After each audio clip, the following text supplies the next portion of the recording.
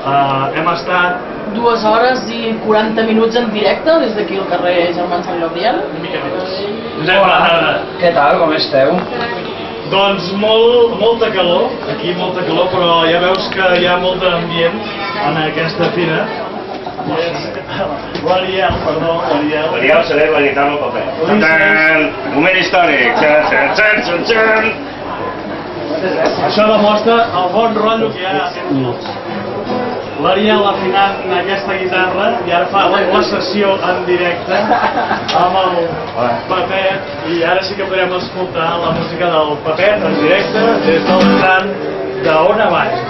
Doncs vinga, va, farem una cançoneta que se diu L'Agustina, que parla d'una dona que era una velera i que, bueno, pues que diguem que se quedava sempre tots els dissabtes a casa, mentre l'home se n'anava dia que al bar, però no era al bar. L'Agustina era una velera deprimida i amargada per un Pepe que no li feia cas, que la deixava los dissabtes a los quioscs mirant la tele i vivia que se n'anava al bar. Però l'Agustina bé sabia que allò era una mentira, que el seu Pepe la estava enganyant, que no era el bar on se n'anava sinó a la casa de putes del veïnat. Així que un dia farta ja de les parides de l'Emilio Aragón i del senyor Bach, va ser presenta la gallata de sa mare a les putes i comença a cridar: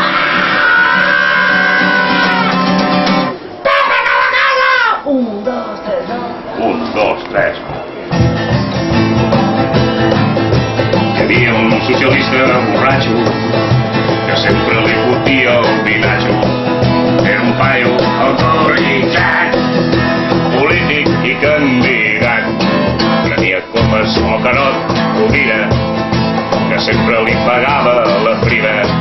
Alternava amb el Maragall fins l'hora de cantar el gall. Era un socialista borratxo que sempre li fotia el vinatxo. Aquell home movia el mostatxo quan hi havia Sant Ferratxo. Sempre feia mítings polítics, prenia xupitos raquítics. Allò ho feia per dissimular, que privava sense parar. El Benac el convidava a conyac, va sortir al Parlament i l'Artur Mas no li fotia ni cas perquè anava molt malament.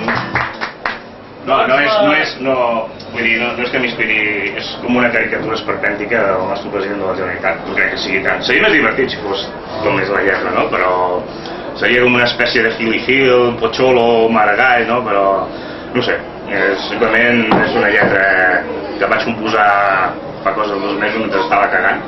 Tenia una diarrea, jo crec. I me va vindre tota la melodia així. És que a vegades penso que les cançons te venen a buscar tu, no és que tu estiguis buscant. Doncs si us sembla, ens agradaria acabar aquesta entrevista i el programa especial que hem fet avui des del Firabosc amb un tema final, Ariel. Quina cançó es titula Quina merda de Vinskis. És la cançó més versionada que hem fet. Aquesta cançó la versionen 5 o 6 grups de Reus, un grup de rumba francesa que estiuatge a l'estiu també la toquen, cantaven en francès, ara no tinc mostres d'això, però realment és una cançó que ha fet història.